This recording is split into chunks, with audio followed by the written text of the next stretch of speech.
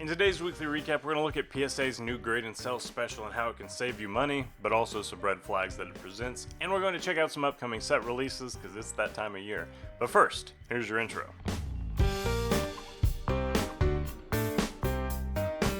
With a big week on cardlines.com, a lot of articles were published, most of which are just upcoming set releases. And we're going to talk through some of the big ones there. But the first thing I want to talk about is this PSA grade and sell special. I made a YouTube short about this, and I didn't think it was a particularly riveting short, and it got like 15,000 views. So apparently there's an appetite. So let's dive in. Basically, what you need to know just off the top is that they launched for their August special, this grade and sell special. You send in a card and pay them $50. The card has to be valued at $1,500 or less. PSA grades the card and then they sell it. So they list the card on their eBay. It's literally going to the PSA eBay channel. So it's great for a number of reasons, some of which we outlined in the article. Let me pull those up. The pros here, see, it's definitely cheaper. You're saving 33%. Normally the 10-day turnaround time is $75, so you're getting a discount on that. But the thing that I like the most is this hands-off selling. So you definitely, when it comes to something like this, it's saving you some time and it's saving you some money. You send in the cards and it goes to auction. There's a lot of downside though. I would argue that there's much more downside than there is positivity. For one, your cards are going to sell as an auction for 99 cents. For some players, like particularly the players that are super hot, the ones that are making the headlines, whether it's Jalen Hurts during a Super Bowl run or the exciting new rookie, a 99-cent auction's fine. The cards are going to get up to what they probably should sell for. But if it's something that's like old, even if it's like an old Joe Namath rookie, there's just not going to be the eBay search volume for somebody like that as opposed to somebody who is a current rookie or superstar. So my big caution is that you should only use this service for cards where you are dead set on sending them out as an auction. And make sure it's somebody who everybody's trying to buy right now. Aaron Judge, Shohei, those kind of players, that's fine. If you have a Cal Riley card that you're going to get graded, this would be a good way to do it and sell it. Otherwise, I'd hesitate. You're always going to be happier when you do a buy it now, accepting offers, and making deals on your terms. We updated the top 10 most reliable football brands to invest in. This is a little bit of personal flavor. This is an article that I wrote a while ago and we keep coming back to. So some criteria here. We're looking at legacy. We're looking at what I call entry fee or barrier to entry, perhaps might be a better way to look at it. How much it costs to buy in, and then appeal. So obviously, if I could open any box in the world, it would probably make more sense to open National Treasures than Donruss Football because there's a lot higher ceiling. But I was trying to weigh the upside of potential with the cost to actually rip a box. And after kind of baking those all together, this is the number we came up with. And of course, all these are going to be licensed Panini products. So Chronicles is just a good mix. I don't think that these are good long-term holds, but you can, if you're ripping some boxes, this is a good one to rip because there's so many numbered cards. Absolute, Mosaic, Flawless, the giant bazillion-dollar briefcase. Donruss, number 6. Contenders, number 5. Although Contenders, here's the caveat here, which we mentioned in the article, Contenders has taken a dive over the last few years because it's such an autograph-driven product, and there's not as many good rookie quarterbacks signing for Panini. So if you're opening like 2022 or earlier, Contenders is definitely the move. Other than that, it's a little scary.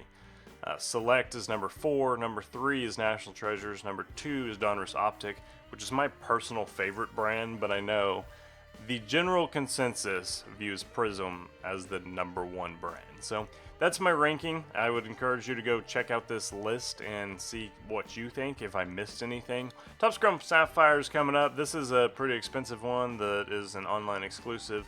Looks like they're selling on the secondary market for $700. You get one on-card autograph per box, which is an improvement upon prior years where there was not necessarily a guaranteed autograph. And you get, I think there's 3 refractors in every box. So every card is the Sapphire one. That's why they're pretty attractive. They all have the cracked ice blue sapphire look. So the populations are going to be significantly lower. And then, yeah, you get 3 parallels per box. So your parallels can be like emerald, or there's like a gold one, or the one of one. I even have the one of one. It's para something. I don't know what this is. Padparadisha. That's the one of one. It always has been. I never know what it is. I'm assuming it's some kind of rare earth gemstone because that's how everything else is. Yeah. Bro, they could have done something else. They could have done literally anything else. Nothing's cool about this. Let me know if you think this is cool. I just think it's a mouthful. Be looking for Topps Chrome Sapphire Edition coming soon, but for the most part, especially as a box that you're ripping, I think it's a stay away. Bowman Chrome's coming out, so this is a really exciting one. We got some Roman Anthony stuff going on. He is just tearing it up. Everybody's going to be real excited. 2025, we were talking about this internally on card lines. 2025, Topps Chrome has not been too fun. 2026 is going to be a lot of fun. The rookie class is so exciting. With the hobby boxes, you're paying about $350 pre-sale for 2 autographs per box. And as you know, Bowman Chrome is one of the staples of the industry. Obviously, the 2025 Bowman was a pretty fun set. Everybody was chasing Jesus Mate rookies, or prospect cards, first Bowman cards rather. And there's a lot more exciting rookies and prospects in the Chrome version, and a lot of colors to chase. And look, their one of ones are just super fractors, so shout out to them for having something that I can pronounce. Nick Kurtz rookies are going to be in here. He didn't actually have like a base Topps Chrome rookie, he just had the autograph, so it's kind of cool.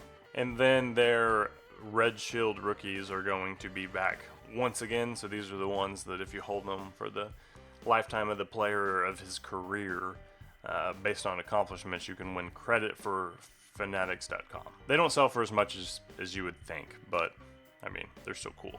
I think, for example, if Jacob Wilson becomes a Hall of Famer, this is worth $1,000. And then finally, the weirdest set that they bring back every year. People love it. I just think it's weird. Topps times Bob Ross, the joy of baseball. It's back once again. It takes all the MLB players you know and love and it drops them on a scenic Bob Ross painting, which makes no sense to me. Like, truly, I think Pokemon would make more sense with Bob Ross because they're at least animated. Shohei into trees has never done it for me. It's a pretty short checklist, so your odds of hitting a player that you're pretty happy with, I think, are pretty high. But these boxes, there's a collection. These boxes released with a collector's edition box that was $330. That's the one that came with, you can see it up here, it comes with this little fancy paintbrush. And it looks like, just from perusing eBay right now, the collector's edition boxes they're asking over $500 right now. So if you were lucky enough to buy one pre-sale, you could at least flip it for some guaranteed profit. Thanks for watching this video. Next week I'm going to be gone on Friday, but I do have 3 videos scheduled for next week, and the video on Friday is going to certainly be worth watching. So excited about that one. I'll see you next time.